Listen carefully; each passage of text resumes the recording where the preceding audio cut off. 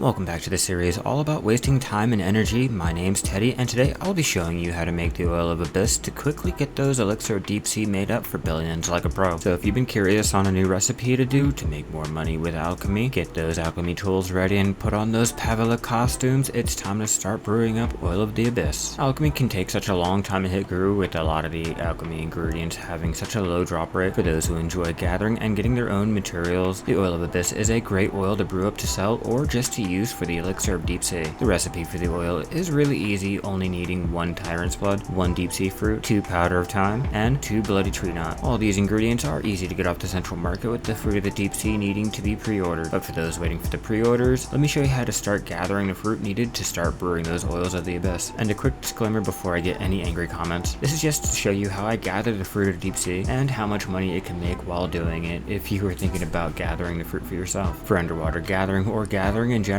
if it's not enjoyable, this is not going to be for you, and you should find something else that is fun. But for those who enjoy gathering, let me show you how to make a couple million searching for the fruit of deep sea. I'm out here in Waves for Rest to start gathering a lot of coral in hopes to gather the fruit of the deep sea. Maybe if I'm lucky, I can get some coral crystals if RNG is nice to me. Other locations can be used, like Lima Island or Dundee Island, for example. For those looking for the coral crystal, Waves Rest is a perfect place for it, with having a lot of green, blue, and purple coral just to try your luck on. There's also a trade manager here on the island, making it easy to earn some trade experience and reduce the wait, letting you stay out here longer. Anyone looking to earn some extra experience while sailing should always throw on their silver embroidered sailor's clothes and their lightstone combination. It's not a lot of experience, but does count for something when sailing around the islands looking for coral. Before I get started, I've made sure to take Alcheme's buff while it's still active, and I took the weekly quest while I'm out here too. With all the buffs active, I have a nice 19,000 mastery to help with getting those rares. And if you want to quickly get into underwater gathering, you can check out my guide. The link will be in the top corner or down in the description below. But with all of that out of the way, let's get into gathering. Starting out, there are usually a couple giant pearl oysters around here, which is a great way to get the pearl oyster meat needed for the boiled oyster dish. It's not going to be the main focus today, with Al Naha taking the top spot for my giant pearl oyster gathering. I don't mind underwater gathering with being able to use the coral pieces for all the colored coral. Those can be used for making the mana spells or other yellow grade accessories. The only downside is the fact that I'll have to accumulate a ton of coral before I get a thing of value, but luckily the coral pieces can make some money if you sell a couple thousand. Using the Aegis gathering will speed up how much coral can be gathered, with my Hedgie able to double the rare drops if I manage to get them. I'm sure someone in the comments will tell me not to have my llama and my hedgehog out at the same time, or how it doesn't affect my gathering while Aegis is active, but honestly, I have plus 21% life skill experience with a plus 15 gathering experience and plus 2 gathering, and yeah, 1 gathering item quantity increase is active at a time. I could change out my llama for my Flondor duck, but it's still the same. Sadly though, I wasn't lucky enough to get Tingling Breath 5, with only having to settle with the tier 4 for that plus 20 seconds of underwater breathing. Coupling it with the shark costume gives me 50 seconds of extra gathering, while it's still better than using just the Vobbidin diving mask or a lone agile seal elixir. Lobsters and shrimps are a great food for making the dishes needed for the Mogoria seafood meal, which if you've been on the channel before, you'll know how much you can make gathering the ingredients alone for that. Though the whole focus of today is to get the fruits needed, with all the other materials like the coral and seafood being extra. Glue can make a nice amount depending on how long you stay out here, with me taking 2 hours a session, just long enough for my food to expire. Because I plan on making the Manos coral belts, getting a couple thousand coral pieces will help when I start melting them down. I mean, I could just buy all the materials, but it's easier for me to just jump into my mining alt for all the gems and my processing alt to mass process all the high-end coral. Getting an alt set up out here can speed it up, but with needing the shark costume really limits that. If you don't care for the extra plus 30 seconds underwater breathing, plus 149 swim speed, and less stamina consumed while swimming, it can still be done, but I'm saving up my loyalty points to use the tailoring tool to exchange my wizard's costume to an underwater gathering alt. Really fast, comment down below if you have an underwater gathering alt, or if you choose to gather coral using a main. After working on some alt gear and making it easier, I want to get someone set up out here to start gathering and maybe fish. While you're down there, be sure to leave a like if you're enjoying all the life scaling content here on the channel. Don't forget to subscribe to the channel and share the video if you find this helpful. All the support helps grows the channel, and it's greatly appreciated. Jumping back into gathering, here's what I was able to gather so far, but in order to make the amount of oils I need, I'll be needing a lot more than that. Saving up my Aegis for gathering is a great way of quickly getting all the ingredients needed, but if there's a better way to gather the fruit, let me know down in the comments. Don't get me wrong, I do enjoy all the underwater gathering, but if there's a faster way to do this than waiting for all the pre-orders off the central market, it'd be nicer. I was intending on doing a lot more underwater gathering, so I made sure to brew up a lot more agile seal elixirs. I like to have these on hand at all times. These can be bought off the central market too for extremely cheap, just in case I run out, and with using my fairy's continuous care skill, it's a huge bonus when it comes to life skilling. The skill alone will make sure I keep getting all of my experience and other bonuses the whole time instead of forgetting about them. Warning, it will eat a lot of your buff food, so keep that in mind. I do tend to prepare throughout the week for certain activities like this. Not to mention, this is a great way of selling all those lesser grade food and elixirs you don't need. Getting to the end of my gathering session, here's what I was able to gather, but for those who already have some fruit, let me show you how to start turning them into the oils to make millions. Heading out here to Olivia, I can start brewing up the oil of abyss and start making more money. Much like the other oils that can be made, these can make a nice amount of money if you take the time to get all the ingredients together. Even just buying them off the central market can still make a nice amount of money if you can get a pre-order through. I wanted to get back the most money from all of this, so I made sure to use the lion's blood for the tyrant's blood. It has the cheapest cost, and I've been using my workers to gather all the other ingredients needed, but for those looking for a faster way, can always use the central market. And I'll be wearing my Tet Manus for a higher mastery, the spoonful lightstone combination, as well as the usual Pavella costume. Let's get into brewing a couple 100 million in a few minutes. Even with using my Tet Manus, I'm getting that 1-second alchemy, which is easy and should speed this up to maybe 5 minutes or less. If I'm lucky, I can get a couple mass alchemy procs. It's a huge investment to get the gear needed, but it can really speed up how quickly you can hit Guru. Now, if I wasn't being lazy with trying to level up mine, I could probably level it up faster, but